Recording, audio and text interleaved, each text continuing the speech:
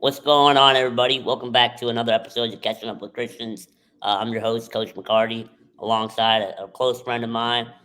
We haven't known each other too long, but it's one of those friendships that God puts in your life. They're going to be around forever. And my boy Joey, how you doing, Joey? Good. How you doing, man? Thanks for having me on. I appreciate it. Absolutely, man. It's been an incredible time knowing you. If you wouldn't mind just kind of telling people who you are, what you do, and maybe kind of how you got there. Yeah. Um, well, first off, I'm a son of God. All right, let's start there. Amen. No, yeah, I think I'm a lot of things. I'm a MLB hitting consultant. I'm a CEO. I'm a son. I'm a brother. I'm a best friend. I'm a lot of things. And I tried. I think especially in the context of this is that reminding all the time. I think everybody wants to know about your worldly like accomplishments, and Mm, I get asked about them a ton, and they want to identify or those other things. But I'm also very even nowadays very mindful of. How I define myself and where I get mm. myself identity, I think is very huge. But yeah, no, I have a facility out here in Las Vegas. We train players all the way from 9 years old all the way up to the big leagues. All the guys you're seeing on TV and doing the thing, and then also with that as well, we have a membership and we do, remote training. We have products. We train players from across the country, across the world, and other countries as well. And so we've been really blessed from that other way. And so yeah, we do a bunch of things, and it's been a dream and prayers that have been answered to get to here too. That's awesome. Hey, I remember the first time being there. I already knew you guys were the real deal, but I was sitting down to this dad, and you were working with his daughter, and that was like, okay, so you guys local? Like, where you from? They're like, no, we flew in. I think like from Texas or something. We're just Yeah, here for like 2 lessons, and we're flying back. And I'm like, yeah, dang, bro, like he really knows what he's doing. Like, like yeah. that. Is the type of work and the knowledge that you have that the Lord's gifted you with, and your passion for the game, and just how you work with the players, male and female, is just incredible. And that's a testament to that right there. Like someone's willing to fly. Literally, they were in town for a day, worked with you for like 3 hours, and then took the plane back. So, to everybody out there, I mean, he really knows his stuff, and like he said, he works with 9 year olds all the way up to guys in the bigs, and I think that reminds us of being that servant leadership, right? Because it's like if you're not too big for anybody, and you're not too small, right? So it's kind of one of those things where meeting people where they're at, regardless of their age, and you're passionate about helping them, hit bombs. So I think that's pretty incredible, man. Yeah, Uh, and too, giving context too is I want to give some context too, as well as like again, like we wouldn't be able to do everything that we do without like Cody, for example, like Cody, our hitting coordinator, right? Like he trains like 98% of all of our clients now, right? And it's mm, not, as you mentioned, right? It's not a place of like not wanting to serve. I just serve in a different capacity, right? As the mm, business has grown, I've served in different capacities, and one of those capacities is making sure that those 9-year-olds have a building that they can come and hit in, right? mm, And one of those, and so that always is different, right? Where we sometimes I think where we're called to serve, we think it's going to be that same place all the time in that same mm, capacity in that same way. Where in this season, right, there's a season for everything. And again, along with that, right, like yeah, we do have groups that come in every day, and Cody primarily, and Nicole primarily, and Steve primarily are the ones that are out there, and as the trainers are in their everyday lives. But at the same time, like I'm still interacting with them, right? Like I mm, have relationships with our players. I have, inside jokes. I have all these other things. And while they might not train intimately with me mm. every single day with every one of our groups, like you said, I do have players, again, that fly across the country or do other things. And so that's just really changed over the years. And yeah, just context there as well. It's like, there's everything in between, and there's not one way to serve. I said this the other day, I think you'll like this, Dan, is the other day at Bible study, I said, I think I think most of us would like to be exalted like King David, but would have a hard time. being exalted like Jesus. And Mm. and everybody wants to be king and have God Yeah. lift them like that and in this physical world and live by our flesh, right? Of like, oh, king sounds so good, having all this money, having multiple wives, having all this. This sounds great. All these things are amazing, Yeah. God, right? But then Jesus, who again, lost relationships, and also too a lot of the disciples that lost relationships, not only with their family, their friends, they lost their jobs, they lost their status, they lost all these things that were worldly, right? That we look at them and we hold them in high regard now. But at the Mm. time, people didn't hold them in high regard. If anything, they actually wanted to kill them, and most of them did end up getting killed. Mm. Or, you take John the Baptist, for example, who was, again, preparing the way for Jesus in the first place. Like, my man lost his head. Like, what I'm saying? Like, so it's just, a lot of times we have this perspective that like this service or like God is to serve me in this way, to exalt me in this Mm. earthly perspective, right? Like you don't For need sure. to have your own facility, and I didn't have my own Mm. facility and all these other things. Like I was coaching high school baseball I was paying to coach, less Yeah. than like 6 years ago. You get what I'm saying? Like 6, 7 years ago. Like For I sure. was paying so that I could coach. And now people are flying across the country. We Mm. got people flying in from Japan, like you said, right? People Yeah. flying in from Japan, being here, like pro organizations fly here, sit down with us for a couple hours and fly back to Japan, right? Like it's Yeah. just like that's crazy, right? But again, like that's what God can do. And Amen. I think that that's a big piece. And like one of the things, and I'm sorry, I'm Dan, I'm over here No, going on I a love it, dude. right? People need to hear this stuff. And well, one of the things I've been thinking a lot about David, and this is an insight that God helped me with the other night, right? So I haven't even said this on our own podcast or anything. Is one of the things I think is interesting is how the world saw David compared to how God saw David. Mm. So even his own father, right? When they showed up to find the next king, right? That God Mm-hmm. said was going to be the next king. When they showed up, David wasn't even David was out in the field. You know Yeah. what I'm saying?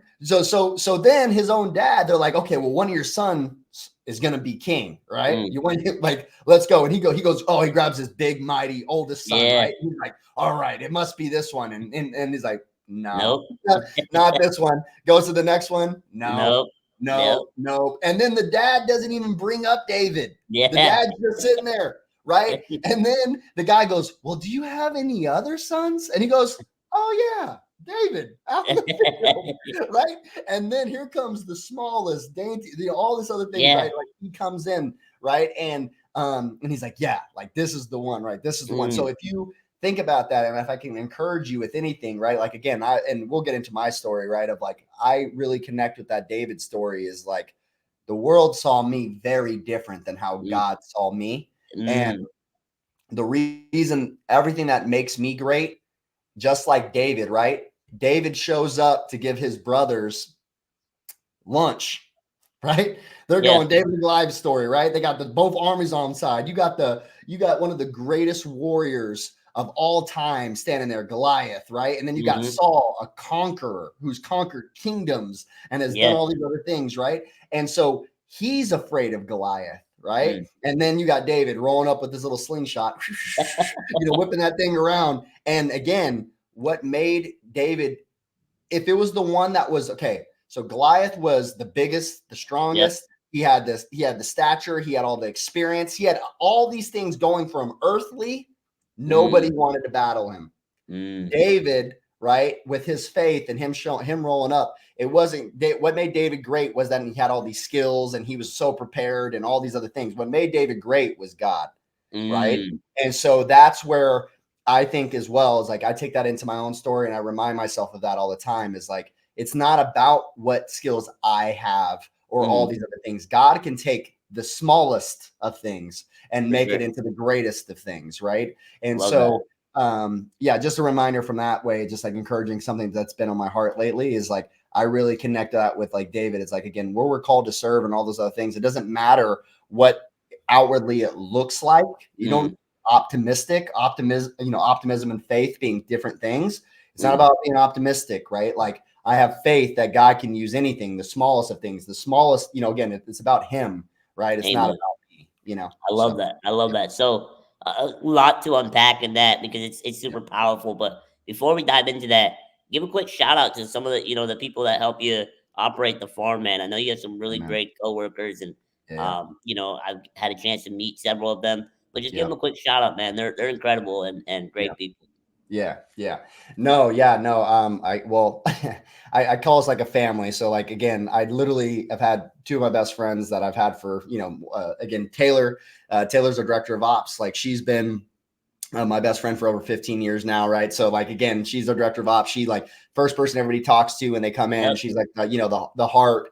She's the extension of like seeing the farm come from nothing, literally before the farm all the way through, right? So Shout out she just Taylor. embodies that so much. And then obviously, Drell's been with me and just for years now. And also, we met originally when we were regional managers at Planet Mm, Fitness, like back in the day. And, again, our business, again, I wouldn't be able to make decisions. I wouldn't be able to do mm, majority of these things that I'm able to do. And I'm able to run around and be free just because of the business knowledge and the things I can lean on for him to help me, reflect and just bounce decisions off of like, hey, is this a good move right now? Am I missing things right now? I'm like, and then also too, obviously faith wise, both of them are huge. And then, Cody, like I said, trains 98% of yes. all of our players. And like, again, he's, like a protege, like he just like, again, and how the humbleness of his heart and like just who he is as a person and all these things, like he feeds my faith.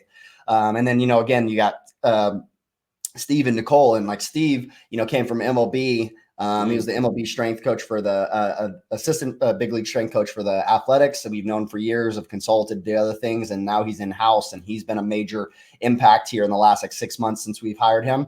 And then also too, on top of that as well, we got Nicole who hmm coached at Nicole Parnell, who coached at Texas before she came here, and also has done a lot of other things in the softball world. And she's just, so great at creating, just content and educating and like getting information out to people and really help support like the whole staff and everybody so that we can also do our own talents and our own things. She has her own giftings. Like she does things that none of us can do.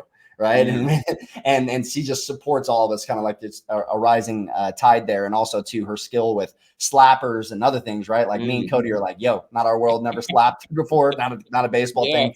Um, she's really, again, like that's a passion. She has her own heart and adds us Mm, some depth as well within it, right? And so, and again, yeah, I can go on and on and on about all the other people that have impacted or worked here at one hmm point that fed or, or work for us off our accountants or CPAs or, like all these other For people that, sure. intermix, right? My business partner, right? Like, again, like so deep in his faith and guides me so Mm, much and has put so much wisdom and maturity into my mm. faith and just like how I've walked through business and helping me make big decisions. Like, again, like we wouldn't be here and we wouldn't have what we have without all of those people for sure.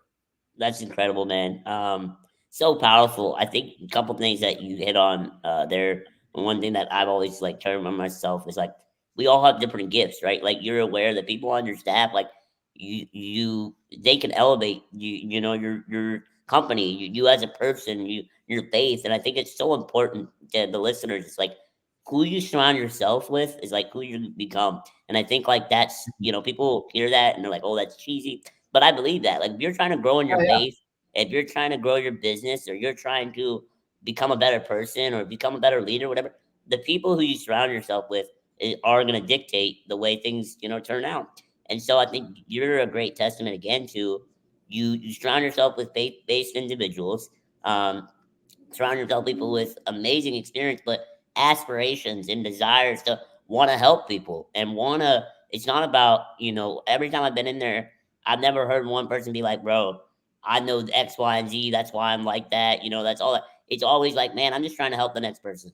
How can we help this person that's coming in there? Can we do this evaluation? You take the nice time, and you're not trying to get to the next client to make some more money. It's you really treat each individual as they should. And so I really admire that about all of you. That's why I wanted to bring that up because it really is special Mm. to have a whole staff, not just one person on staff that is really bought into the vision that's helping you grow as an individual in your faith and on the business side of things too. So Yeah. shout Yeah. out to all of them. It's big for me too, because bro, Dan, you know me, I'll close this business tomorrow. I don't, the Mm, business itself doesn't mean anything to me in the sense of that, right? It's a tool, it's a pathway, it's great and all those things, but like the relationships, and again, like I said, like the family, like we build a family. Like when I'm away from our staff, that's why it makes it hard for me to train and like leave and go places, is because, and I do it a lot, right? I travel a lot, right? But when I'm away, I'm reminded about how surrounded I am by the relationships and by these people that pour into me every day and how they keep me sharp. And again, like it's like the difference, like the world values performance over relationships, right? And like, again, God's opposite way, like value in relationships, and relationships lead to, performance, or when, whatever your definition of that is.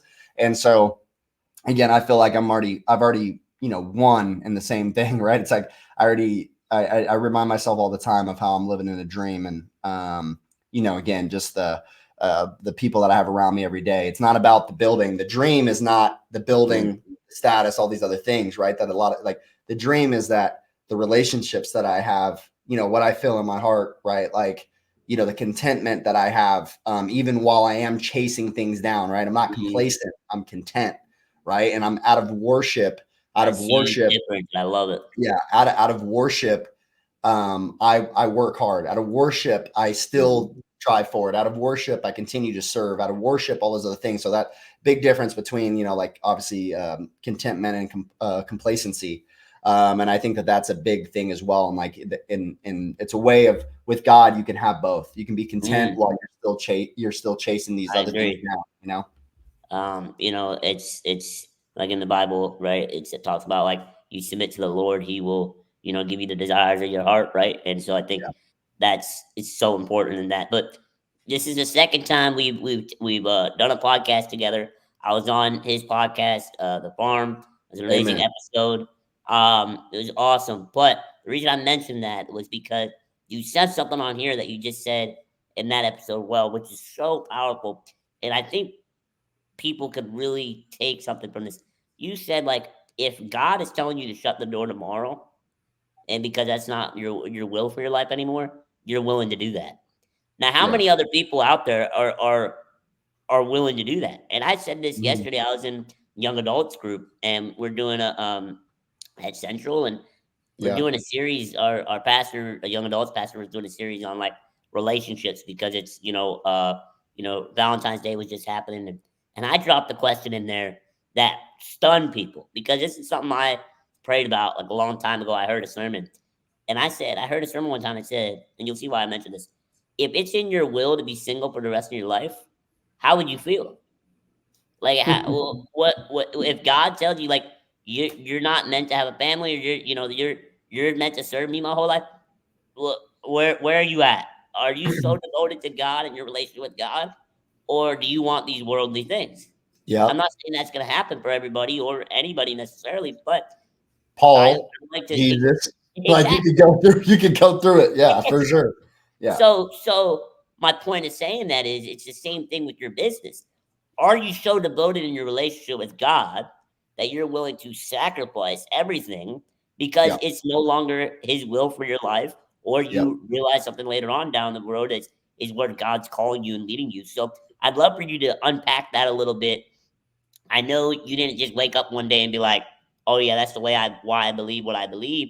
How did you get to that point? Because that's a really, a devoted feeling and to be able to have.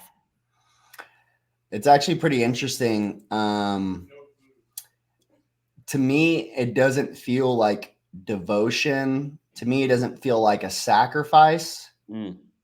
It feels like common sense. If that makes sense, right? Yeah. But it's only common because of what God's done in my heart, if that makes sense, right? So you're right. Like years ago, I could have never, like I would have never felt that way. If I would have said it, it would have not been real. Like it's not how I really felt. Where again, I connect a lot with David there, where David at one point, falls short and he feels separated from God, right? And he tells God, like, you can take back everything you've blessed me with. You can have all of this back. You can take all my riches. You can take, me as my kingdom, right? All the status, like all the things that you have given me, like you could have it all back. Like, I just want you, And so when Paul mentions later on too, where he's like, I've learned to be content in any circumstance, no matter what the external circumstance. I've learned to be content.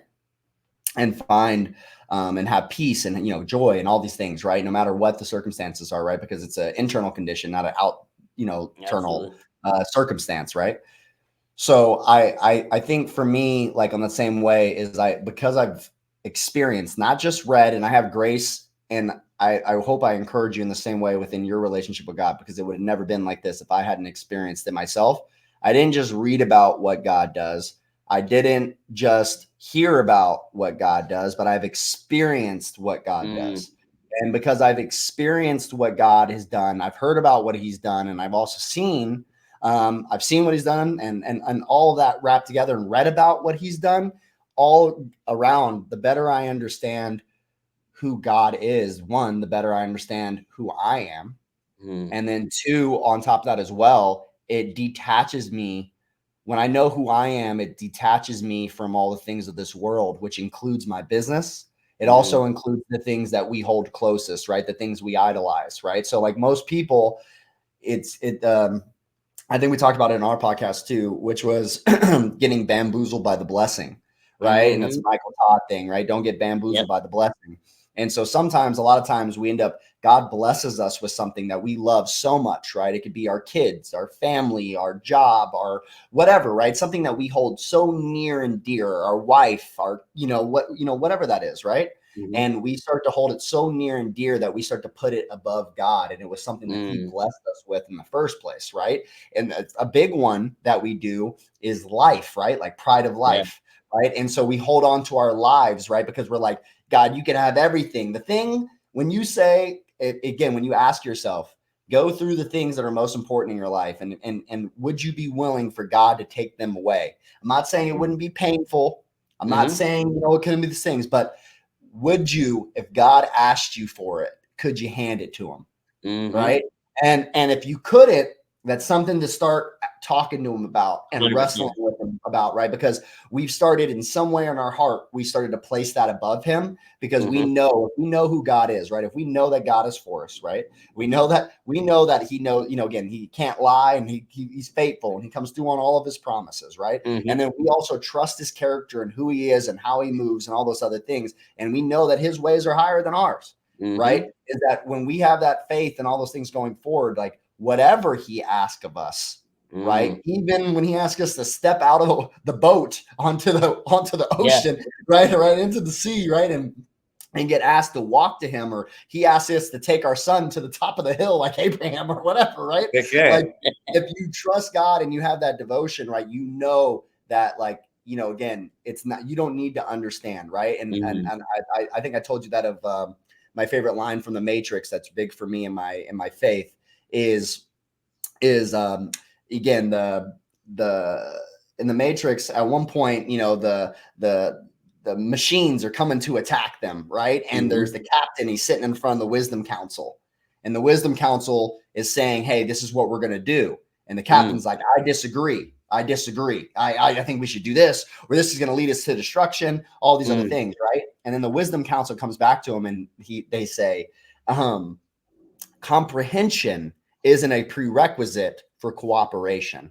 mm. And it's the reminder for me, right? When you have faith and trust in my counsel, which just Mhm. happens to be Yeah, God, right? yeah. When I have faith and trust in my counsel, I don't need to understand to cooperate, right? Mm, I understand. I know from a bigger picture. God, look, my brain's too small. My consciousness is too small. I don't have Christ consciousness. My consciousness is too small for him to explain to me, right? Where I can wrap my head around God and what he's mm. doing.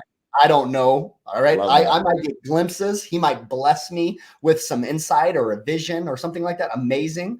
But also, too, even if not, I gotta be able to trust what he's doing. So if he, again, the only reason I have all of this is because of him. The only Amen. reason that all of this is his, I'm just managing it.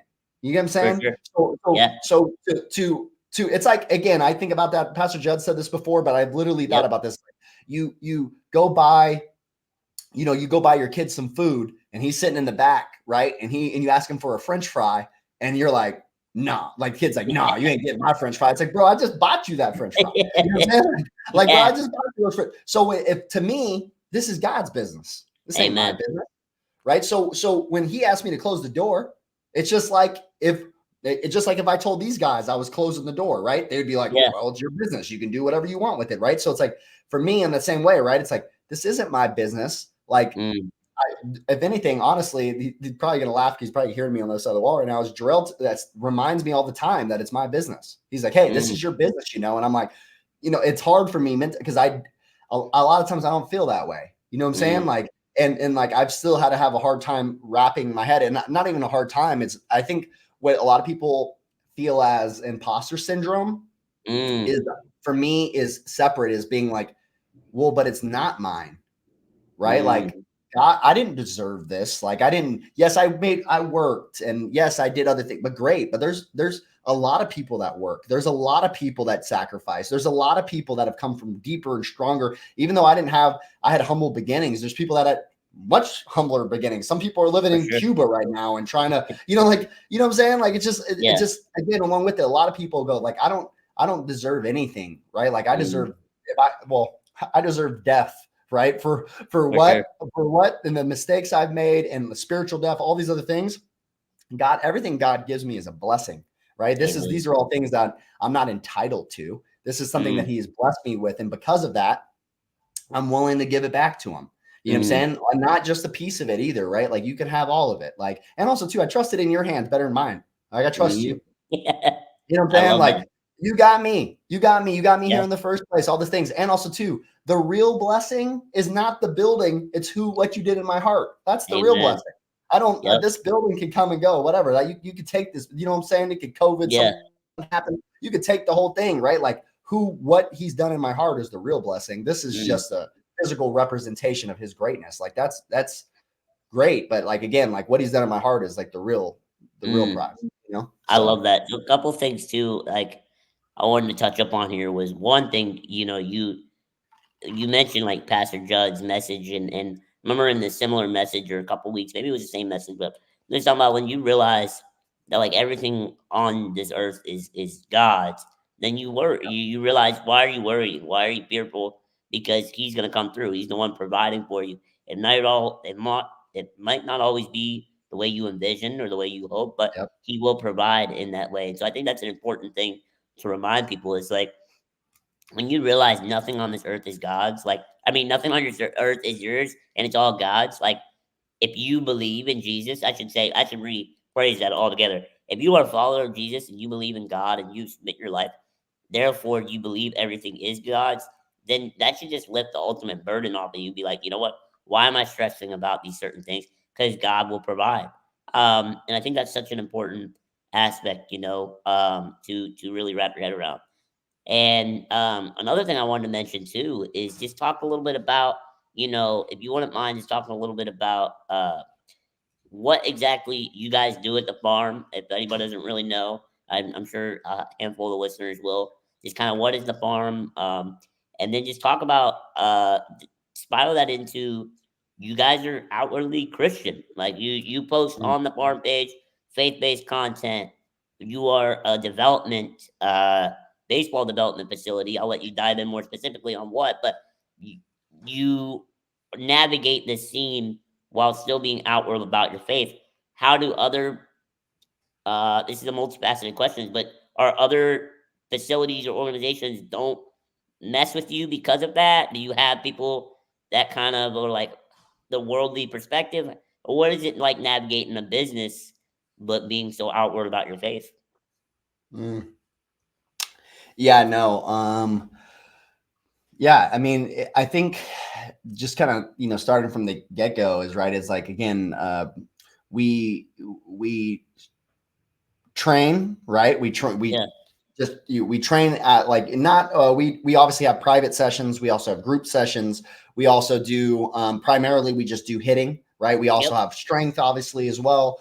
And then also on top of that as well, like, again, we have products and we have, consulting services that we offer the MLB organizations and colleges around the nation, and we have remote training, and we have I'm going through all these things that we do, right? All these things that come along with it. But again, these are all just tools to reach people. Like it's not and to help people and to serve people. Like it's not necessarily it's something that we do. And at the business every year, those things have changed. We do podcasts, we do all these different things where we just serve and get out information and just try to help.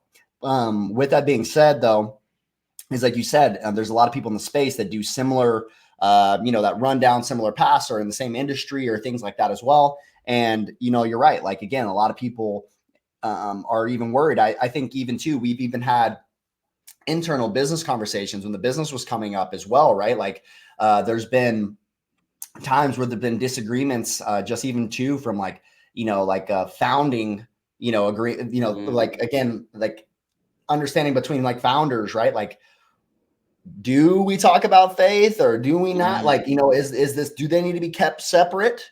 Right. And the business is about this. And like, okay, we can just talk about this on your own page, but like the company itself doesn't represent this and all those things, which is also different. And also too, just to put some more pressure on my boy Jarrell, because he's working on it right now. We have clothing that's coming out that's going to be talking, like God, apparel, like streetwear. Love that. And like other things that we're going to push from that side. And that makes your toddler size up a rocket. I got you, boy. And we also I think I'm going to get some for Tank too. You know what I'm saying? That's our dog. We got to run around. I can fit in. Still be good. Yeah. You're funny for that. But no, yeah. So then, yeah. So that's been, again, like we are very outward. Obviously, as like you said, I post content that literally is like, I literally have content from like The Chosen that I've posted. I mean, I've it's not just, just in audio or other things. Like I've obviously, even on my Twitter, like I'm talking about God. I've written threads about God. I've done other things, about that stuff and very outward in that same way. For me, I think it's interesting, and I don't want to discourage anyone that isn't so extroverted like I am. Like I'm very like, I have no problem like sharing and a lot of that. And it's been a life, like, I'm very outward when I process. I'm very outward with a lot of that, right? But I also don't think that you don't need to be like that, right? To be very faithful to God, right? And so for me, I think it would be very unauthentic to be so outward with everything else, but then my faith I'm quiet about. You know what I'm saying? Right. So for me, like, it's like, and also too, to be fair, from what God's done in my life, how could I not talk about him? Amen. Like I don't know. I literally, somebody asked me one time, like I sat down, I was at a lunch and they asked me, and they're like, man, like, like you talk about God a lot. And they weren't a believer. Right. And they were like, you talk about God a lot. And I was like, well, you talk about your husband a lot. Like, you talk about your brother a lot. You talk about your family a lot. You talk about and then also too, I think a lot of times people miss that. Like a lot of people talk about their God, quote unquote, right? Where I was just reading Galatians last night, where it's talking about like, the gods you serve that are not real gods, right? It's just like, again, and not to be so controversial, but my point is that everybody unknowingly or knowingly is talking about what they believe in and their foundation by how they live their life and how they represent it, right? I'm just doing the same thing. It just happens to may possibly not be aligned with yours. And or maybe it is, and that's cool too, right? But it's not about like, I'm not worried about, and this is the big one that helped me a lot too, is I only have an audience of one. Like God's my audience. Like it doesn't really, if every single person that saw the video didn't like it, right? And I pray, God, that I have this faith and that if it ever happened, right, that I would still, on the same side of that, right, continue over and over again, right, to take those steps forward and be like my relationship with him, right, overall and stuff, right? So I think that that's a big thing, for me. And like, yeah, you're right. Like there's been plenty of times where I've obviously posted and people have not liked it. I've talked to our staff with that before too. Our growth as a company at times has stuttered. I feel like, again, I've lost followers. I've done other things because especially when I'm talking about God a lot, I can see follower counts go up and down. And also too, but I don't want to paint this problem thing either, where like companies are like, oh, well, see, this is why we don't talk about faith. Like, okay, hold on. Other side of this, the other side of this is what it's done for our business too, on the other side, right? And this is what I mean, not because like, oh, we found this niche. And I know some people think like business wise, like, oh, it's this niche and like religious and all these things. Like, no. Because of that, what it's done to our staff, what it's done to Mm, how we coach, what it's done to our hearts, what it's done mm, from like what's important to us as a company, what our culture is absolutely. like, how we our athletes see all of our posts, and so that Hmm. opens them up and plants seeds in their heart, and they start Amen. asking us questions Your about what ministry. like, hey, you posted this, right? Like Cody's posting this and Nicole's posting this, and we're doing podcasts about faith, and we're doing all these things. And I thought about doing a separate podcast just about Mm, God, right? And I said, no, we're going to do it inside of our podcast. We'll call them just faith episodes, but that's no, yeah, awesome. they're in there, right? Like it's all intermeshed. And if I really want to help you be successful, and if I really want you to have the foundation of where I coach from, and you want to Hmm. duplicate some results and the things that we've had, if I took God out of it, Yeah. I don't even know what I'm talking to you about. You know what I'm saying? Like, it's just Amen. because, like, it doesn't matter. You could be Goliath, right? Like, and you Yeah. could be all of other things. Like, great, like we talked about, like you could be all that stuff. But again, like it's like telling David's story and taking God out of Mm, it. It just yep. it just that you're missing such the biggest part of the For sure. story, right? So I think that that's the big thing for me is like when we're doing that, right? And I'm coaching, it's not about just these X's and O's and like, just do this, and all of a sudden this guy's going to get results. Like, no, a big part of how we get results is the relationships that we have with athletes and what we Mm, developed, and also to teaching them how to perform at a really high level. And it's not just how I move is, yes, that's a big piece of it, but also too, how I move is also connected to what's going on in my spiritual life, what's going on in my yep. mental life, like all of these things interwrapping, right? So I think that's a big thing is like we do with athletes is like, look, like even the best in the world struggle. Yep. Even, again, you could be making $30 million a year. You could be making, $0 a year, right? Like Yep. all, like there's suffering everywhere. It doesn't discriminate. Suffering doesn't discriminate. Right. So I Absolutely. think that that's just something for us to like, keep in mind is like in my mindset too, it is right. It's like, yeah. And also too, for me personally, being authentic is like really important to me. It's like for my heart. When I'm not being authentic and I'm like hiding parts of me or whatever that Mm. is, and I can't, obviously my relationship with God, like just wouldn't be possible. Amen. I love that. Couple things I wanted to mention for the listeners is like, Romans 1:16, my favorite Bible verse, right? It's like, for I'm not ashamed of the gospel, right? So like to me, it's like Yeah. if like you said, if you're being outward about everything else but not your faith, then are you really unashamed? Are you really, Yeah. believe what you believe? And Yeah. I'm in a ministry course right now to get my certificate in ministry, and we watched this video that I watched years ago, but it's from Penn and Teller. I believe it's Penn, and it's about this story basically how I don't know if people know this, but Penn's a pretty strong atheist, and it's basically a I didn't story know that. how after one of his shows, he was handed a little Bible. It was a tiny Bible, and it basically goes on this little rant, and he says like, although I don't believe in God, he said I admired that person giving me this and taught me because he said, if you believe something so strong, if you believe people aren't going to be saved and have a possibility of these things happening, right? Of going to hell or whatever you believe, then why aren't you going to spread the news? Like why that makes you even worse of a person than someone who doesn't believe anything at all. So that Yeah. convicted me hard and my faith because I've never been the person to really shove my faith down people's throats, and I probably Yeah. never will be. But I have become more open in identifying who I am in Christ because I do care about people, and I want them to experience the same love that I've experienced through Jesus Christ. And it's like, therefore, you have to be bold and let people know the good news. And I think Mm, that really opened my eyes because it's like, if you really believe it and you really read the word and what the word says, we need to do a better job of going outwardly about that, right? mm, And it kind of goes on to what you're saying and about your company. It's like that's really who you are, business, and who you. If you believe your business is God's, therefore it should be wrapped together, and it is clearly with you all, which is awesome. And I mean, there for the listeners that don't know this, like they have a gratitude wall. I know they're inside their building as well as sometimes when guys and gals come in, they don't even hit if they're really struggling with something spiritually, emotionally, whatever. They'll just sit there and chat, make sure in the right frame of mind to really attack that day. So I think that's so important to the listeners, guys. It's like you don't necessarily need to get caught up. You don't need to get caught up in what the worldly thinks.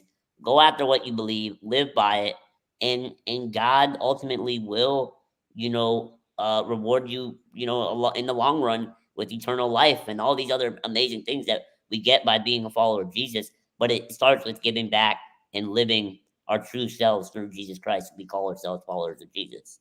Yeah. So that's kind of what I No. wanted to touch Yeah. upon. Amen. Yeah. No, and I think the other thing for me is like you said, there's so many times I can't tell you how many nights, and the staff knows this too, because there's so many nights where I'm just on the phone with one of our athletes and I'm talking to them. I just the other night I was talking to one of our athletes for like 3 hours on the phone and just talking about like what's going on in their life and mentoring and I instead of the difference of looking at it like you said, like hitting somebody over the head with the Bible, which is like the more in my head, the distinction between sharing your faith and hitting somebody over the head with your Bible, right, is like turn or burn, right? Like, like come to God, or you're going at, and like just like repent for your sin, right? Like this that kind of approach, right? Which is like guilt, shame, condemnation, and like trying to shame people to come to God, comparatively to I think God's way, right? And also sharing the good news, right? If it doesn't sound like the good news, right? Good news, right? That is probably not the good news, because this is for me, it's more from a place, and I love this analogy. I've heard this before, is like, yo, I'm just one beggar that knows where the food is. And I'm just trying to help you.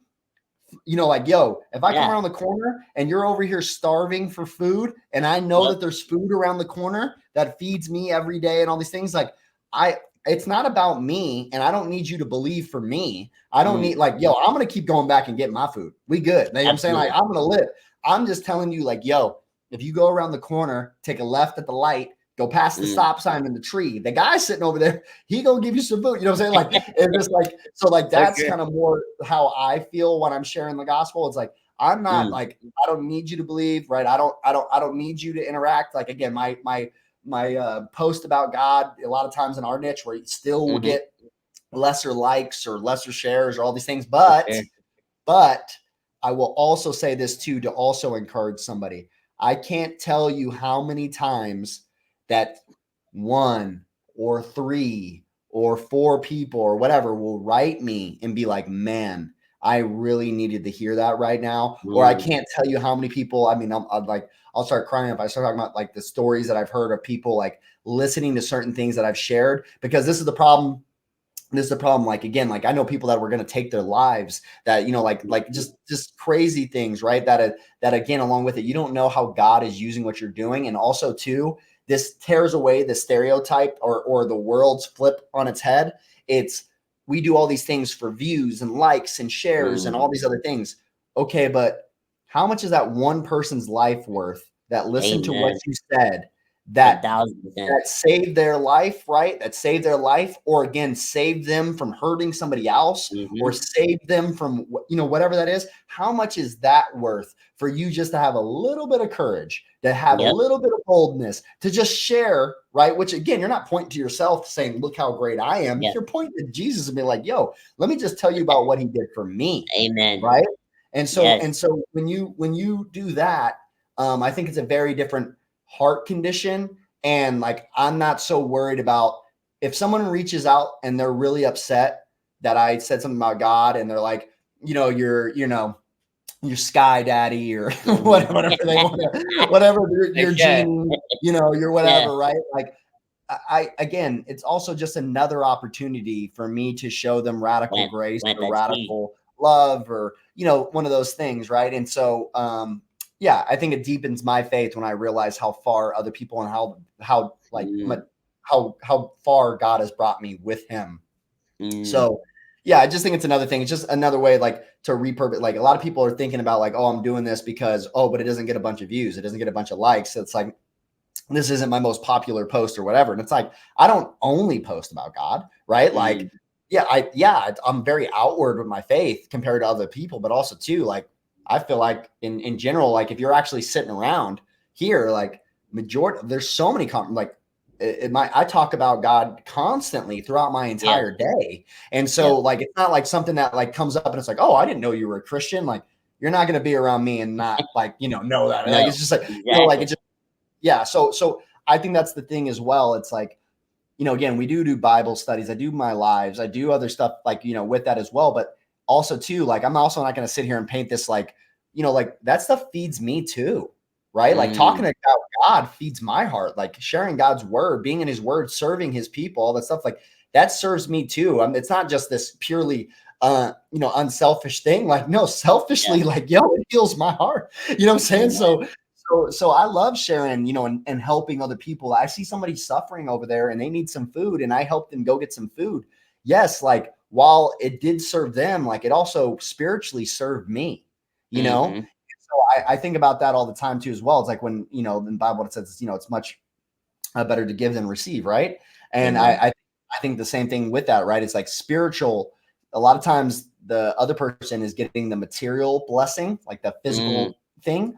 But for me, it's getting me a spiritual blessing, which the spiritual blessing is because you mentioned something earlier where you're talking about like God blessing you with like eternal life and all these things, which obviously is the omega, right? From the other side, like forever and always is a long time. You know what I'm saying? Forever and always is a long time. Okay. Like, so eternity is forever, right? And so if that's the case, it's huge. But also, I don't want to run past that in this life, right, where you are right now, the spiritual blessings and the gratitude and what God has gifted me with spiritually, and the peace and the joy and all the things I have in my heart.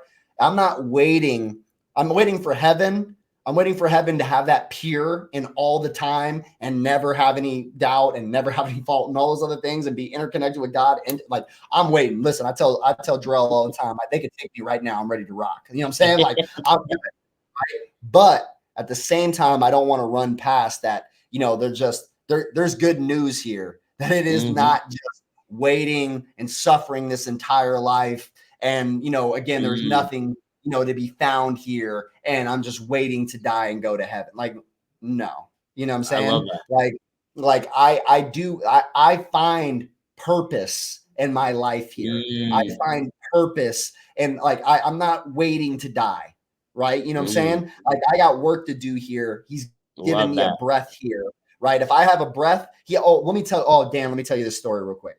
So last night in Bible study, one of our guys that works, who has had addiction problems and all of this stuff, right? He's working at a call center that sets up for people that are going into surgeries. And so this lady was getting a stent put in her heart, but after she gets out of the surgery that I think she's doing today, which we should both pray for her, is after she gets out of this surgery today, she's going immediately to hospice and is going to die in the next 5 months.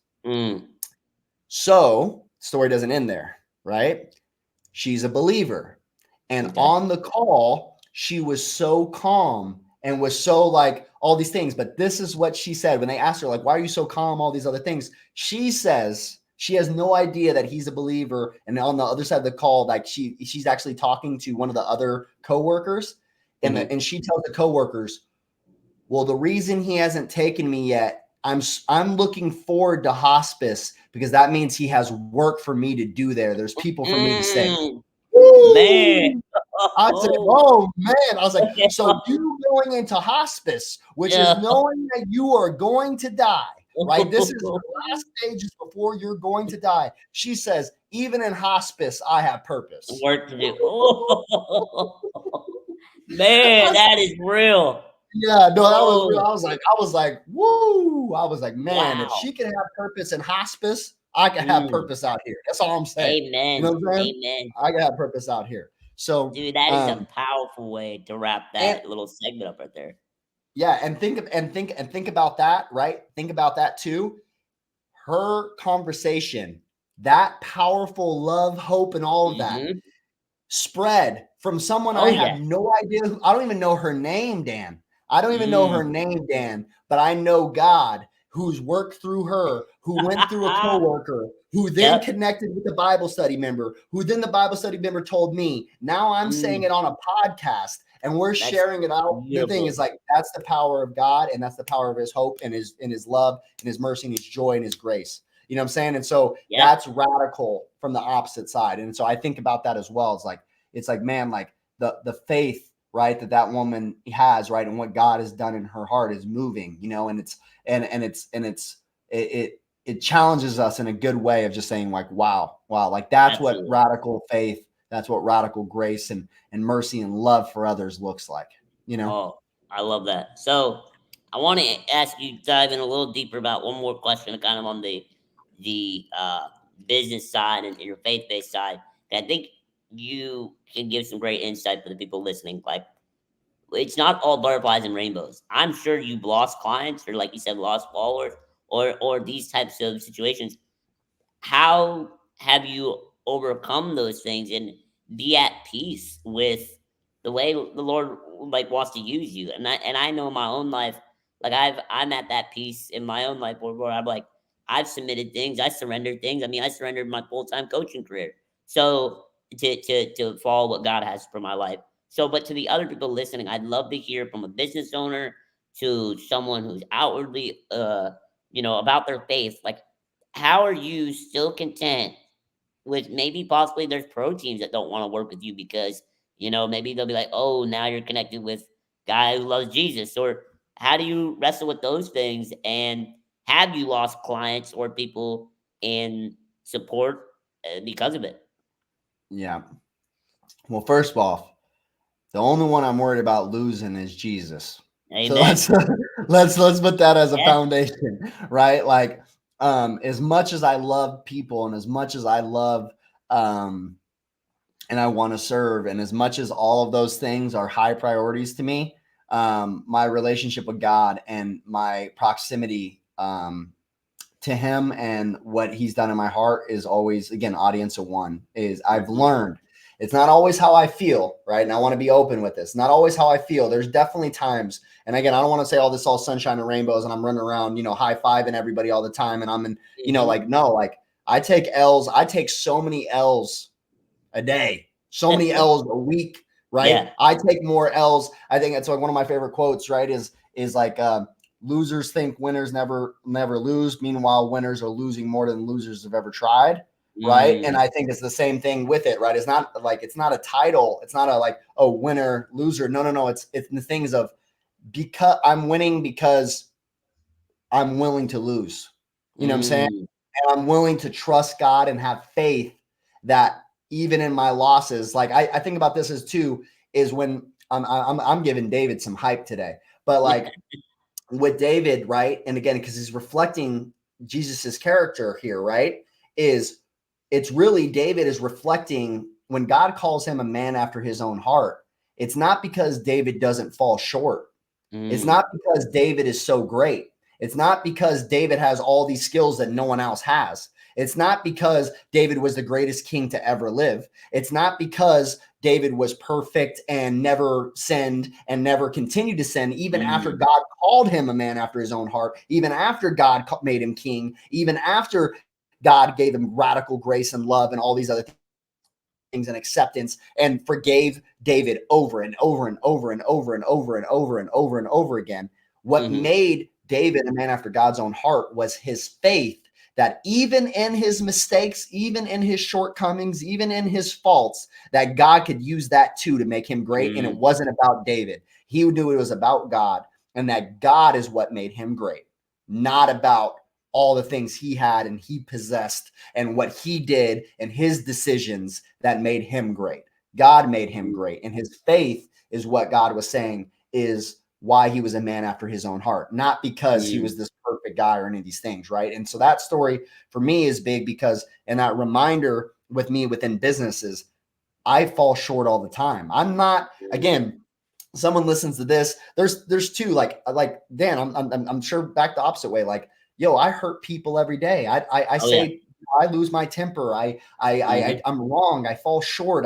I'm human. I do things, right? There's people right now that are mad at me, I'm sure, right? I Mhm. promise you, and there always will be to the end of time, right? There's many things that I've either never, um, that I've never apologized for. I didn't even know that I Mm. hurt somebody. I didn't even know like all these other pain. There's things that I can't even apologize for or even should Yeah. be should be forgiven for, right? Mm. But that's God's give, again, that's God's Grace. grace. That is God's love, is that Yep. even though I don't deserve it, he gives it to me anyways. Even when I Mm. don't, like and even though I don't deserve his love, he still loves me. Even though I don't Amen. deserve his grace, he still has grace for me. Even though I don't deserve his mercy, he still has mercy for me, right? So I think about that all the time, is like when I look into, business, like in that same way, is that while I might be losing what people would consider material or worldly possessions, like Mm. spiritually, what he's done in my heart is he's given me endurance. Like he's given Mm. me character. He's given me spiritual like wisdom, Mm. that even when the world thinks I'm losing, just like when the world thought Jesus was losing, right? You're dying. Well, if you're Jesus, if you're God, take yourself off this cross. If you're God, call the armies down. If you're God, do this, and that. If you're God, do this miracle. Just give yourself water. Just give yourself this, all these other things. When the world oftentimes perceives and paints you as someone that is losing, God Mm. typically has a different perspective, right? And Love what that. God is calling you to do. So yes, I might be losing a follower. And yes, I might be losing some money from that one transaction, or I might be doing whatever, right? I just choose to believe. And that's a big important part, right? Is that statement. I choose to believe. It's a choice. I choose to believe that God is who he says he is. I Mm. choose to believe that he is faithful. I Preach. choose to believe that he's a man of his promises and that he's a God that still performs miracles. I still choose to believe that he is omnipresent, right? That he is the beginning and the end. I choose to believe that he is everything he says he is, and that he will continue to do everything he has Mm-hmm. done and everything he has promised to me. I choose to believe he's faithful when I'm not faithful. I choose to believe that he can work in all my situations, and when I fall short, that he can use that too. And that he's so big that there's nothing I could do. There's no mistake I could make. There is nothing that God doesn't need me at all, and doesn't need me to be anything to do his Mm. will. And even in my brokenness, he's so great. He's like the greatest player on the team, right? Even when I strike out, he wins the game. Amen.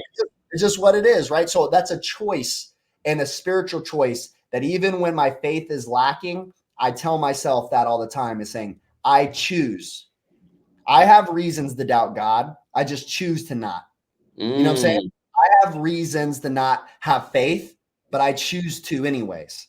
Like Yes, sir. that's these are things all the time, as I remind myself, even when I'm doubting, I just say, God, I choose you today.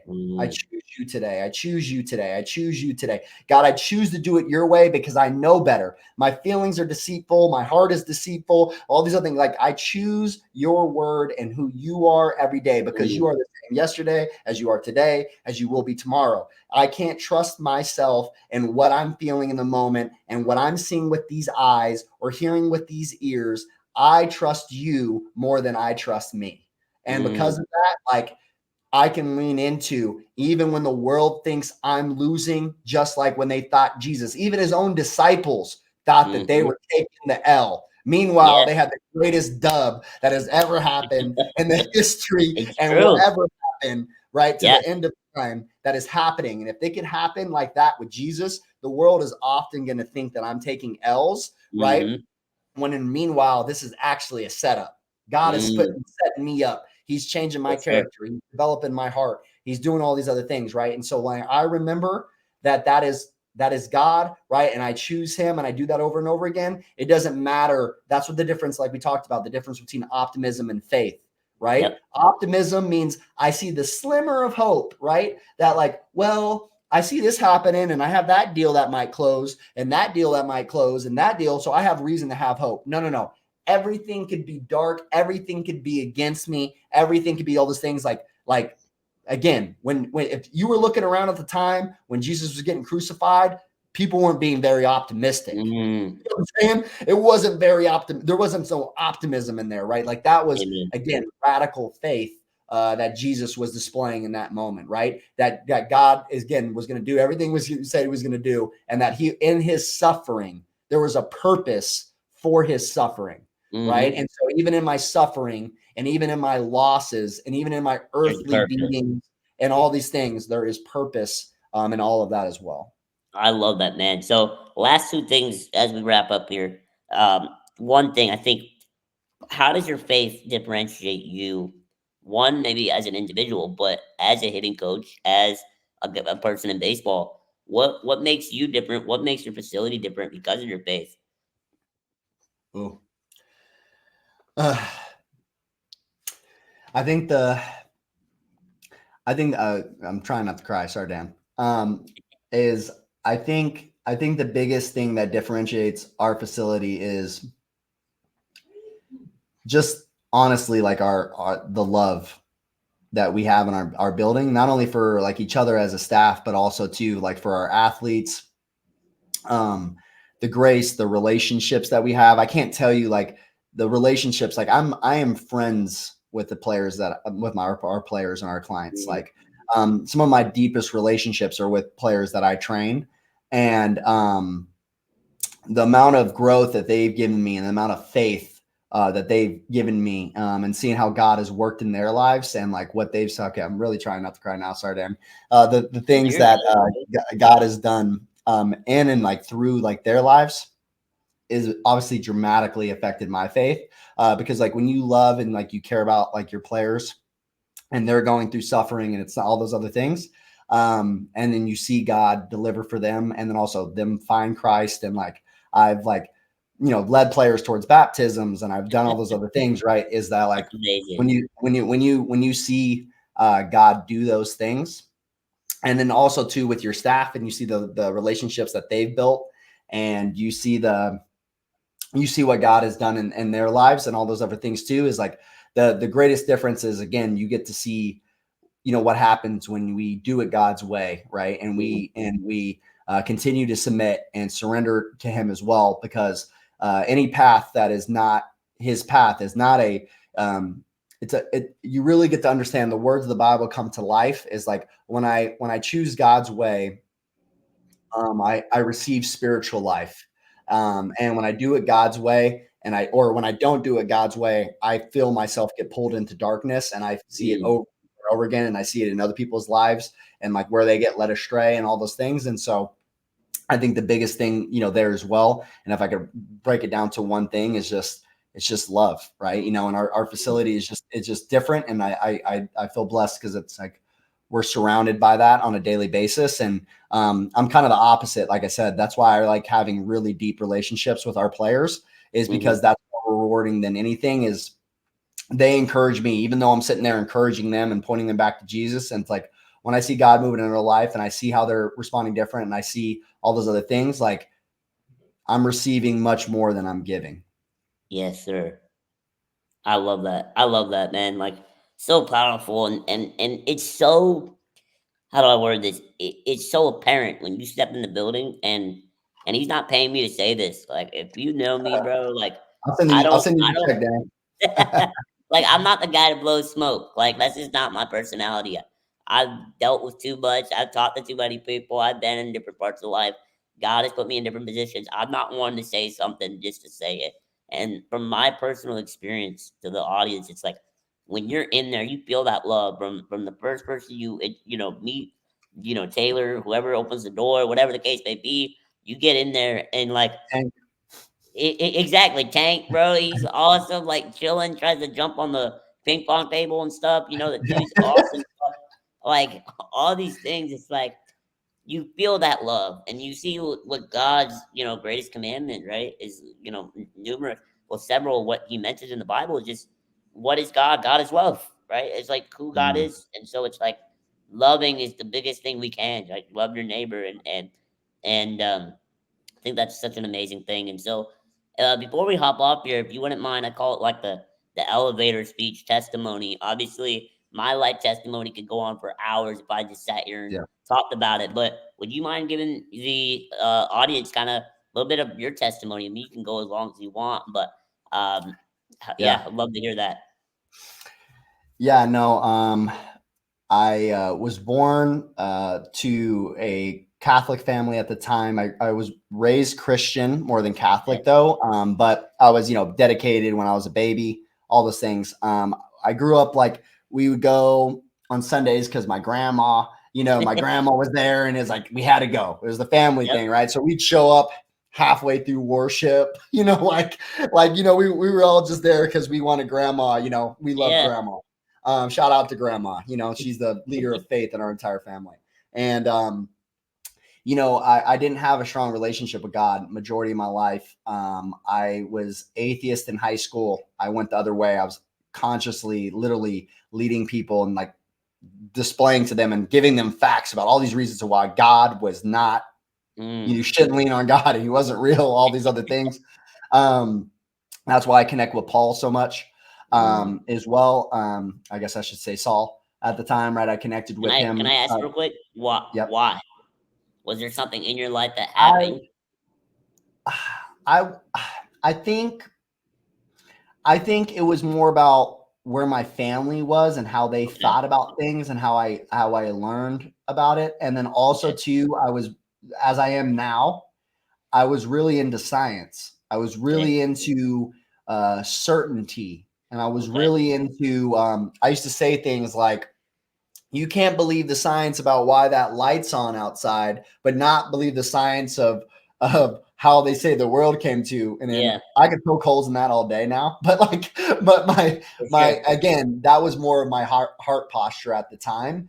And I believed, I think I was much more just prideful. My family was very prideful. I was very prideful in my own efforts and my own choices and my own decisions. And so for me, it was, my life was very me, right? It was very me, and it's on me. It's on me. It's on me. And I love that. So and the reason I asked real quick is just because I've met atheists in my life, but I've never met an atheist that was usually just atheist because they genuinely didn't believe. It's a lot of people just felt like they've been burned. Like if you like from my perspective, it's like a lot of people feel like I've been abandoned. God, when I did cry out, He wasn't there. Whatever the case may be, right? That's from my perspective. That's when I see a lot of people are atheists, not just people straight up being like, I don't believe or I don't. It's God can't be real if He allowed these things to happen, type of deal. So that's why I asked. So thanks for answering. No. And you're right. A lot of times when I meet someone that's atheist, they're usually mad at God. Exactly. Right? Yep. And it's also interesting. It's like, why are you mad at someone that you don't believe in? Hey, that's what I say. I'm like, It's if interesting, you're right? wrestling with it that much, then you obviously believe something or want to. Yeah, right. And so, and then, again, but for me, I think it was just more of a pride thing. Like I had built up a lot of self-reliance and I had built up, I just didn't know God. I didn't know Him. And then I was just going by like, that's not my life experience. Like I make choices, it creates things like, that's like kind of where my brain was at and also where our family was. Right. And so, I think that's also why, like, again, and then also too, it made a transition into when I was in college, more of like, I believed in the universe, more like agnostic, kind of like, I believed in the universe. I believed that there was a higher power. My dad used to say things that were biblical principles. He had strong morals, things that, again, like our lie, cheat, don't lie, don't cheat, don't steal. So, like these morals, these hard things that he was big on. And then also too, he used to always say things like, everything happens for a reason. Everything happens for a reason, right? And these were things that I believed in, right? That everything was interconnected in some way, right? And so there were some underlying biblical principles that I was like, I connect with. I just didn't believe, like, even too, for this tells you the power of His name is I would say God, but I had a really hard time ever saying the word Jesus. And so I would never talk about Jesus. And like, I was like, even too, when I would talk about the universe, I'd be talking about God. I'm like, why did I just didn't even want to talk about Jesus? Like, it's so funny now when I look back, it's like, I remember not even wanting, even when I started coming and building a relationship with God, I still was like the Jesus thing is just, I just can't, it's a battle, right? And it just tells you the power, right? Like, what's the problem? It's just a person, right? If it's just a person, like, just talk, like, he's still one of the greatest leaders of all time, right? Like, we even if you didn't believe, right? Like, you would just be like, why can't you talk about Jesus? Like, why don't you talk about him like you talk about MLK or anybody else that was a phenomenal leader or whatever? It's like, why can't you speak about him? And I think that's just the power of his name. And yeah, and so I remind myself of that sometimes. And I think, again, I went through college. God had a plan. He used baseball, and he used my suffering I had some really tough when I was in college.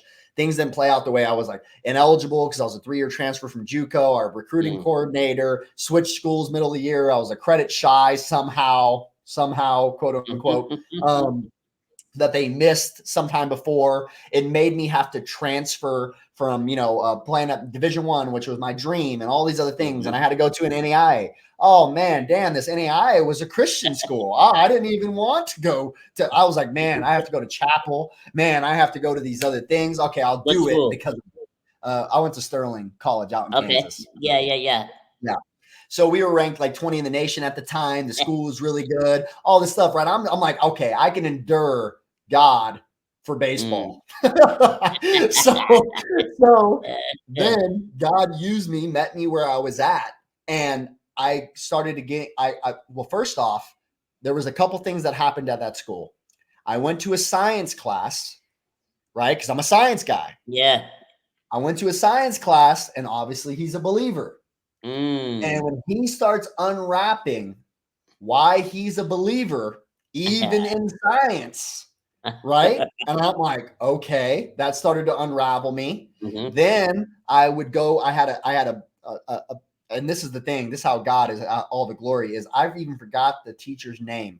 There was a teacher at Sterling, right? There was a teacher at Sterling that, there was a teacher at Sterling that would let me ask all of these questions, right? So this was what would happen, right? Is the teacher at Sterling, I would go to the teacher, and I would class was over, I'd go into his office, right? And I would ask all these questions. When I was growing up and I would bring anything up about God, my family would be like, don't question God. Don't you ever question God. It was all these other things. So I think that also built some pride and resentment in me. Right. And so when I started going in his office, and I'm like, look, man, all right, I'm okay. This is what my holdups are on Jesus. Right. Yeah. And this is the first thing, right? So you're telling me that if Hitler at the end of his life would have gave his life to Christ, that Christ would have accepted him, but Gandhi's going to hell? I can't wrap my hand around. You know what I'm saying? Like, I was just looking at it so earthly, right? And so he just allowed me to ask these hard questions, and he had grace and love and understanding, and he just would just talk to me about it. And he probably still doesn't know the impact that he had on me at that time of my life. Important. And then I had another teacher there, instructor, that I was telling her, I'm like, look, like, I believe in all this. I was, had biblical classes we had to take. And I'm like, look, I believe in the principles. Like, I think the Bible, like all these other things, great. But I'm like, I'm just not ready to give it to God yet. Like I'll give it to the universe. Like, I agree with the principles. I agree with the teachings. I agree with the other things. And then she hit me with, don't worship the creation, but worship the creator. And like when that happened, that was just a major one for me, is like, okay, that was like all this ball started getting rolling. My girlfriend at the time was like in her faith. And so like she was kind of speaking into me. And then also on top, I was watching her read her Bible at night when I'd, come home. I'm like, okay, like, like it started that. And then a big one for me though, like undoubtedly, was C.S. Lewis's book, Mere Christianity. Oh, I love that book. Yeah. So obviously, if you don't know, C.S. Lewis was obviously an atheist, right? That went out to disprove Christianity and then became a Christian in the process. And in that book, Mere Christianity, he walks through, basically unpacks how God unpacked and unraveled his unbelief, right? And met him with, again, like it was, science / psychology / like God's wisdom, obviously, just his ways higher than ours and his understanding higher than ours, and like how it worked in his life. And again, it unraveled so many things for me. And then all of a sudden, that seed got planted, and it was like God just kept watering it. And then again, like and then step by step, right? I was a regional. I stopped playing baseball. I was angry at baseball when I was hurt. Things happened in my last year there as well. My shoulder was torn in 3 places. I'd been training. I was very resentful towards baseball. I had a lot of this pain that was in me, which made me run to God, right? And so God had a plan that entire time. And then again, I went into corporate America and like try to achieve everything that I thought that would bring me peace, love, joy, all the things that I was looking for in God. And and then that obviously didn't work. I was chasing my tail. I felt all these other ways, right? I prayed about it for months, and finally, one day I went to church, and God spoke into me about, like, they're talking about like gifts and how we can serve one another, and we all have gifts that God has given me. And I went home and I'm like, what gifts did God give me? You know what I'm saying? What do I got? Like, you know what I'm saying? What are my gifts, right? And I came across a video on Facebook of Lou Holtz talking about how God gifted him to be God. He takes a village, boy. He was chasing me down. He does. And so he chased me down, and then I was like, okay, step by step, right? And these all seem like they're happened back to back to back to back, but I promise you they were over months, over years, over all of these, right? And finally, and then I've been praying for months. God, what's next for me? What's next for me? What's next for me? I feel like I'm chasing my tail, God. I feel like this isn't the place. This can't be it. All these other things. And finally, after that, I knew it was coaching. I remember that I've been coaching since I was a sophomore in high school. How much I loved coaching. And then I asked God, what can I do for you? And boom, everything opened up, like floodgates opened up. I asked the right question, and it was like floodgates. And like, that was Sunday. Monday, I figured out how I could break my lease. I put my notice in for my job. I called the guy that offered me for my academy a year prior, offered me a coaching job, a high school coaching job out in Utah. And, he was like, yeah, come work for me. I'm like, bro, I'm about to be, I'm a regional manager. I have the second most profitable region in the in the world. Planet Fitness is like all these things. Like, I'm about to be a director, like, no, like, I'm not going to go coach high school baseball. And then I literally had no money put away. I had blown all my money, like all this stuff, like, moved across the country back to Utah. Never had lived in Utah before. It's freezing. I hate the snow, Dan. Like all the things. Like I'm up in the morning, 4 a.m. driving Ubers just so I can afford to coach. Again, like I'm paying more for our equipment than they're paying me. I'm not getting reimbursed stuff. Like I'm living in that coach's basement, to get my life back together. You know what I'm saying? Like I'm really grinding here, right? People are thinking I'm crazy, radical, like, for God, like, what is going on? My mom's crying on the phone. What are you doing? Do you ever think about your life? Like, all these things are happening. And man, like, God used Salt Lake in so many ways, which is an unexpected place as well, right? If you know the context. And so that's where I gave my life to Christ. I got baptized, not from just my dedication that when I was a baby, but like I actually got baptized in Utah. Getting baptized next week or 2 weeks. Hey, baby. Hey. Yes, yeah. And so, I got baptized. And then also, I got connected with Donnie Ecker, which I know you know, right? Donnie Ecker was a AAA coach with the Angels at the time, who was the Salt Lake Bees, was out there. And then that's got me into pro ball. I started shadowing him and writing reports on guys and doing all these other things. And he mentored me. And then he led me towards my a position out in SoCal at 108 Performance. And I went out there and I was the director of hitting, director of business, and I kind of got back into that world, the private side. And and then COVID hit. And then, again, I was taking a job at the Cubs, and like that job fell through. I was supposed to, going to go over there. I was going to transition into a hitting coordinator. And I came back to Vegas because COVID was here, and I had no plans of staying here. I was, it's supposed to be 2 weeks, then it turned into 6 months, then it turned into, years, right? And breaking out, right? And then, I had a random guy message me on Twitter that had 10 followers and no picture. And he just DM'd me and said, hey, would you train my son? And I said, yeah, on Zoom. Yeah. So I started training his son, and they were hitting in a barn. And I was like, oh, what do you do? He's like, oh, I'm a 6th generation farmer. I have, like 30 other businesses, blah, blah, blah, blah, blah, blah, blah. And we hit it off. We built a relationship. He became a business partner. We opened the building, and like all these things like came together, you know what I'm saying? And so, and that happened over years. But I think like just in general, right? Like that's kind of led us to where we are today, of all the blessings. And like every one of our staff members have just kind of fell in my lap.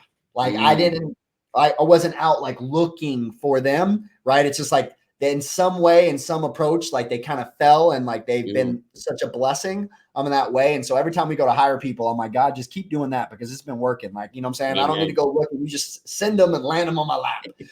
Yep. Yeah. And so that's led it kind of where it is now. Right. So I just, again, I think with it, it's just like, obviously that's the spark notes. And even that, is like I can go forever, but like, I think the big thing is like, again, God's faithful, and, you do it his way, and you ask him what you can do for him, and you serve him, like he will exalt you, right? Like he Hmm. will take care of you spiritually and all those things. It doesn't mean that financially it's always, you're going to be a Yeah. millionaire. It doesn't mean that all, like you'll have what you need. You have Yep. what you need, and also spiritually, what he does in your life is much bigger than anything material blessings that I used to rank way higher than what Amen. he's doing like spiritually with me. So yeah. I love that, man. This is such a powerful story. It's talking about when you find out what God's will is for your life and you submit to that. There's journeys, there's gonna be highs and lows, but you ride the wave and you just see where God leads you, man. And it's such an amazing story to anybody out there. Like if God's put something on your heart, we talked about this early on. It's like there's a difference for being content and complacent, and Yeah. you in those seasons from listening, and you can correct me if I'm wrong, but you are also content with God's love. Or later, the further you're getting along in that testimony, and when you became content with God's love, you weren't thrown off by the curveballs that you were being thrown at you. You were just waiting back and taking them the other way because you were able to understand that God's still moving, where sometimes we often, from what I hear, and I'm guilty of this early in my faith walk too. It's like, oh yeah, I'm going to submit it all, but then when times get hard, you're like, whoa, whoa, right? But it's like you still have aspirations. Yeah. You're still chasing this, right? You're still God's put it on your heart to coach and impact lives, which you're putting in the work to do that. But you're also content when it's not looking maybe beautiful at that point, right? Maybe Mhm. it's not butterflies and rainbows at that point. So it's like you're still content, right? But it doesn't mean you're complacent. You're still working through it, and that type of stuff. So I think that's really powerful. I really appreciate you being on today's episode. I'd love to give you the chance here to just kind of wrap up. If there's anything you want to tell the people, maybe a little bit about maybe something about yourself or something about something you believe in or a quote. It all matters depends on what you want. Anything you want to wrap up with? Yeah. I'm gonna give Pastor Jed one more shout out. Um, um, when we start remembering that people are not the problem, but our purpose, Mm, it's transforming in our life. When we stop seeing as people as obstacles, but we start seeing them as the reason we're here in the first place. mm, And when we start to love God and love others, and again, like God's word is true, right? And so I think even with it, like I'm not sitting here painting like I never, like I said, that I never have doubts, or like I'm just always so happy and I'm so all these other things. Like no, like listen, like I get kicked in my teeth every day. Like, you know what I'm saying? I have major losses all the time. It's not about just sitting on them. It's not winning the Super Bowl and going, well, I just like to thank God, and for y'all, sure. Lord, my Savior. It's like, great. It's one thing when you're on the hill. I have plenty of moments, and I have plenty of stories of telling you when I was sitting in the valley Mm, and everything looked dark. And all through all those mountaintops that I just hit in the spark notes, there was many valleys in between all of mm, those. There was many doubts. There's many times of shame and questioning myself and all of that in between, right? And so I don't want to paint it like it was just like up and up and up and up and up and up, right? mm, That's just the highlight reel that you hear, right? for But in sure. reality, like again, people that have been around, that's why I like Taylor, that's been around and seen a lot of these developments in my life. She can testament to that, of how many seasons have been really difficult, right? and Mhm. and so that faith has been huge. It's not just on the mountaintops and having that faith, but no, I need that faith the Through the most valleys. when I'm in the valleys, right? And remembering that what God told me, you remembering in the dark what God told me in the light, right? So Absolutely. yeah, so that's just the big one for me. If I could just put it in again, like people are not our problem, right? They are our purpose. Amen, man. Amen. It reminds me of what I talked about yesterday on my video. It's Psalm 23:4, right? Even when you walk through Mm, the yeah, valleys, the darkest valleys, I don't be afraid, for God is close beside you, and God's rod and staff will protect and comfort you. And I think it's just an amen. important piece to remember there, because it's like you said, even when you can have all the faith in the world, when you're up, but when you're down, what are you doing? And so I think that's where God can even move even greater is in Yeah. those, Amen. lows. And well, awesome, man. If you wouldn't mind wrapping us up in prayer, no one's done this yet, so let's I'd love for you to close us out in prayer, man. Cool. Yeah, yeah, absolutely. Let's do it. Um, Dear Heavenly Father, God, we're just so thankful for God. We just love you. We just love you, and we're so thankful for the things that you've done in our lives, God. What you're going to do in our lives, God. Help us have the faith that we will have tomorrow once you deliver us through everything that's going on in our lives right now, God. Help us cling on to you. Help us hold on tight and stay close to you, even when our eyes go to stray, God. Just continue to stand in front of us. Continue to pull us back to you, God. Continue to perform surgery on our hearts. Continue to be our friend, God. We need your friendship more than anything, God. We don't just need a king, God. We need a friend, and you call us friend, and we're just so thankful that you in proximity, that you even want to be around us, God. We don't deserve you. We're not entitled to you. You everything you have every reason to walk away from us and leave us stranded, and yet you don't. And God, that's just your character, and remind us of those things every single day, God. And I just pray that you continue to bless. You just continue to bless us in ways that we can continue to spread your kingdom, God. I just ask that you continue to deliver Dan, God, and that you also bless this podcast, and you bless his ministry and all the things that you do in his life, God. And I just pray that you bless whoever's listening right now, God. And hopefully, God, if they've made it this far, if they made it all the way to the prayer, they're searching after you. They want you, and God, just bless them in your heart, and continue to reform them, and help them see you like you've helped me see you. And we just pray all these things in Jesus' mighty name. Amen. Amen. Man, thanks for tuning into this banger episode with my boy Joey. Really appreciate you tuning in. Shout out your platforms, the farm system, right? Well, on all platforms, or sometimes it's Yeah. like the farm dot system. You got all these other This on is different platforms. What is it, man? Shout yeah, out yeah. your So platforms and the website is the system.farm. stuff. Okay. Everywhere else is like generally the farm system, but we have a softball account, a baseball account, a strength account. My handles are underscore Joey Cunha, Cunha. You guys can check me out. I do Bible studies on at 6:45 Pacific time on Thursdays. You can always come and hang out with that. And yeah, we're out here in Vegas. Hit us up. Again, any of those things is we're always available. Awesome. If you need to drop bombs, DM them. All right. All right, you all. So I'll talk to you guys later. Catch you in the next episode. Peace.